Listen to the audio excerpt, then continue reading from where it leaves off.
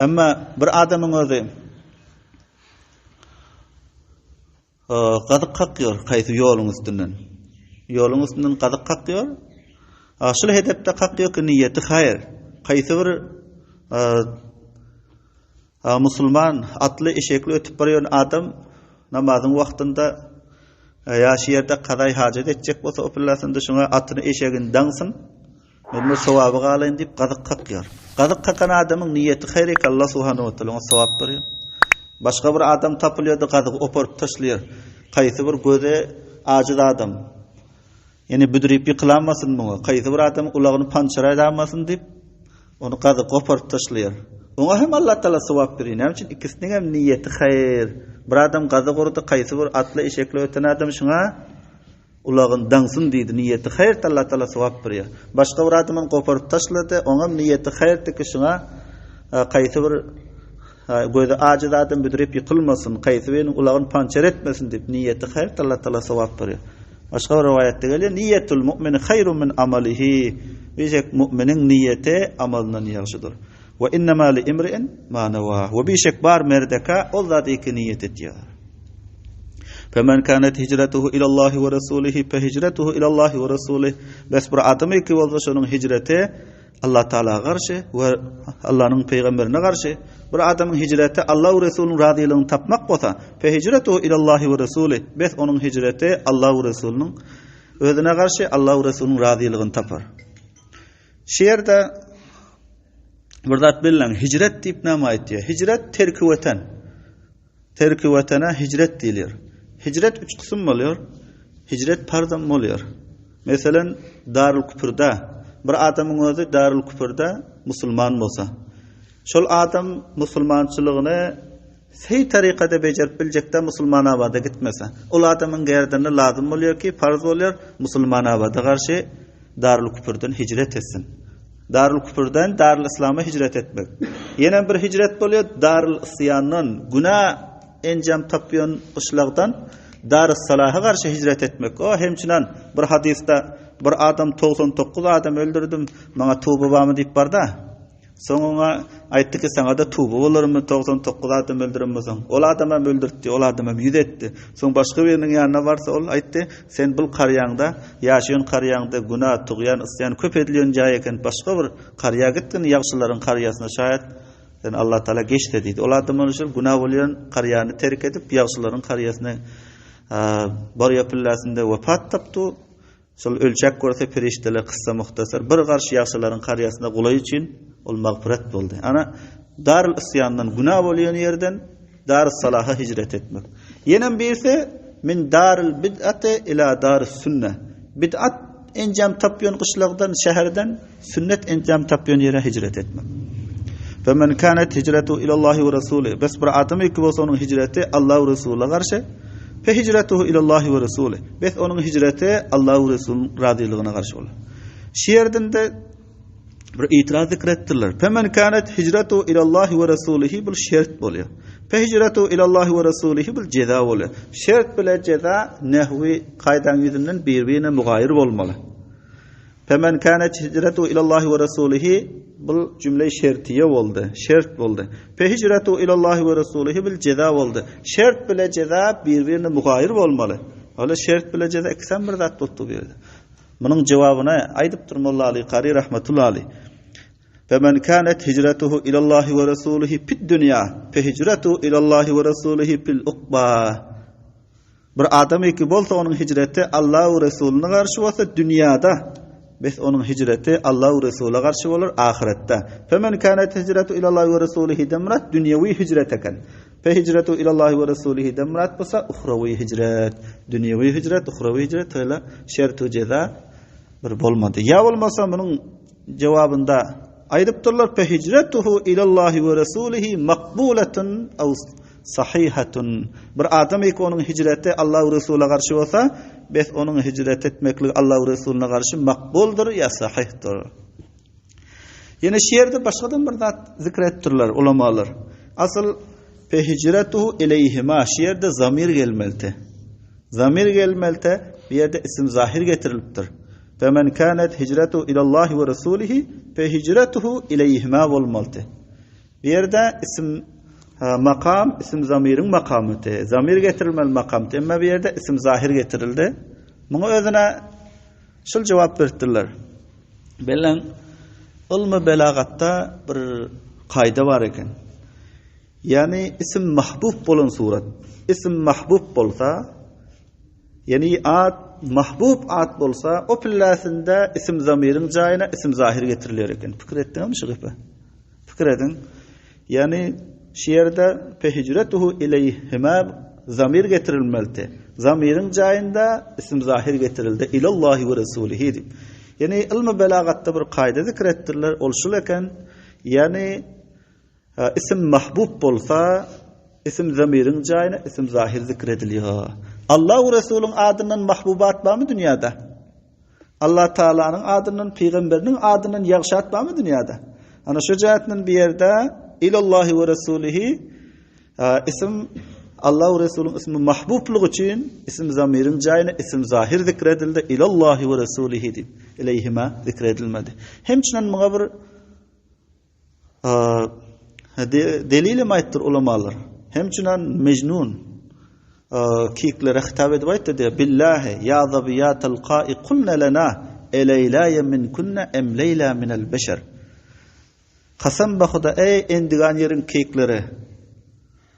Aydınlar bana aya men Leyla sillerden mi ya adamlardan mı? Ana şu ikilenci Leyla var. Em hiye minel beşer dimelti şuna. Eleylaya min kunna em Leyla minel beşer em Leyla'nı şotayda em hiye minel beşer dimelti. Makam şotayda isim zamirin makamıtı. Emma lekin Leyla'nın adı Mecnun'a mahbubtu.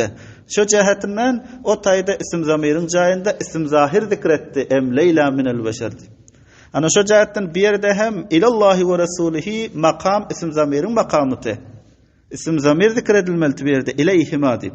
Ama lekin Allah ve Resulün adı mahbubtu. Şu cihetten isim zamirin jayına isim zahir zikredildi. Ve hicretuhu ilallahi ve Resulih. Bes onun hicreti Allah ve Resulüne karşıdır. وَمَنْ كَانَتْ هِجْرَتُهُ إِلَى دُنْيَا يُصِيبُهَا اَوْ اِمْرَاتٍ يَتَزَوَّجُهَا Ve bir adam ki olsa onun hicret etmekliği dünya karşı. Yusibuha tapar şu dünyanı. اَوْ اِمْرَاتٍ يَتَزَوَّجُهَا Ya ayal almaklığa karşı olsa ayalını nikah eder. Bir yerde dünyanın içinde ayalan var. Dünyanın içinde ayalan var. Bir yerde اَوْ اِمْرَاتٍ يَتَزَوَّجُهَا deyip ta'mim bağda taksis etti.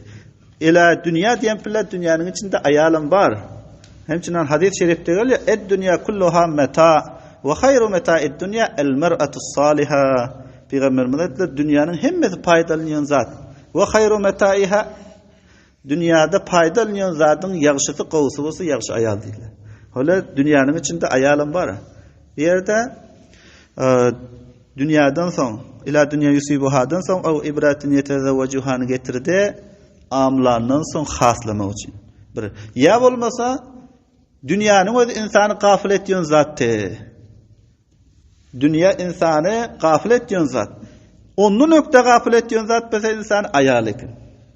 Onun nokta gafil etdiğin zat bese insanı ayalıkın. Şu cihetten Peygamberimiz aytdılar: "Ma terektu ba'di fitneten adarra alar rijali minen nisa." Men koymadım dediler özümden son ökte fitne erkeklere ayarlardan başka fitne koymadım dediler. Yani hemme fitnelerden zararlırak erkeklere ayarların fitnesi eken. Yani şu cihetinden insanı dünya gafil ediyor. Ökte gafil ediyor zat bolsa ayal eken şu cihetinden o imratin yetezevvecuha dünyadan son zikrettim. Gerçi dünyanın içinde ayalan batı. Bir yerinde dünya İbn Amayt gibi bu aradan ulamalar zikrettiler işte. Dünya mecmu hadal alam. Mesela şu kurre zeminin mecmusuna adam dünya diyorlar. İkinci kol ma alal arz, yerin yüzündeki zatlar adam dünya diyor. Yerin yüzünde zatlar var, dağ var, daş var, çaga var, insanlar var, hayvanatlar var. Yerin yüzündeki zatları cimi barzatlara hem dünya diyorlar. Üçüncü ma yelha anillah. Her zatı ki Allah'ın özünden gafil etse şuna dünya diyorlar. Sonunda dünya nämeden mustaq? Bu barada işte dünya aydıptırlar dünüdün mustaq. Dünü deyip kurup qulaylığı aytıyor. Dünyadan ahirete qulay. Bir adam vefat etse şol ora ahiretin menziline qonuyor. Ya dünya denaattan alınan diptir. Denaat dip hasasat aytıyor diptir. Betlige aytıyor. Çün dünyanın özünde arlış yok. Şunca bir hasisu betlat.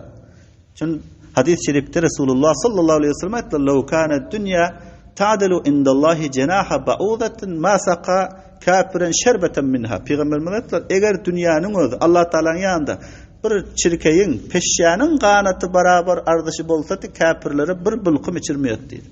Ana dünya denaattan alınır, dünya bir hasis zat. وَمَنْ كَانَتْ هِجْرَتُهُ إِلَى دُنْيَا يُصِيبُهَا بِرَاتًا مِكْبَوْسَ onun hicreti dünya karşı tapar şu dünyana, yetişer şu dünya. O imraten yetezevvecuhu, ya ayala karşı olsa yetezevvecuhu ile şu nikah eder. Fe hicretu ila ma hacira ile, bes şunun hicreti ol da karşı ki hicret etti şuna. Bir yerden de böyle dünya var. Dünyanın adı var, ayalın adı var, mahbub da. O cihetten bir yerde böyle ila ma hacira ile zamir getirildi. Şimdi mi? Bu hadisinde şan vurudu ne iştin şiirde? Şan vurudu ne?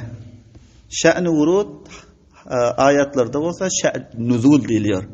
Ayetlerde olsa şan nuzul Peygamberimize Allah'ın tarafından inmekliğinin sebebi diliyor. Hadislerde olsa şan vurud, yani varit bulmakın şanı.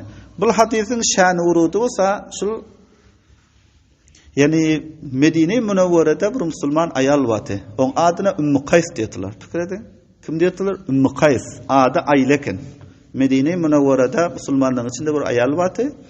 Adı Ayla, künyeti olsa Ümmü Kays eken. Buna Mekke-i Mükerreme'den bir adam buna aşık boluptur da bu ayala.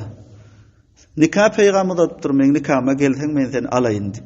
Son ol ayal ona aydıptır, şert koyuptur. Men sen nikahına barayın, iki şert var. Bir ha Müslüman bulursun, ikeleneceğim olsa Mekke'ni koy verip Medine hicret edip gelersin.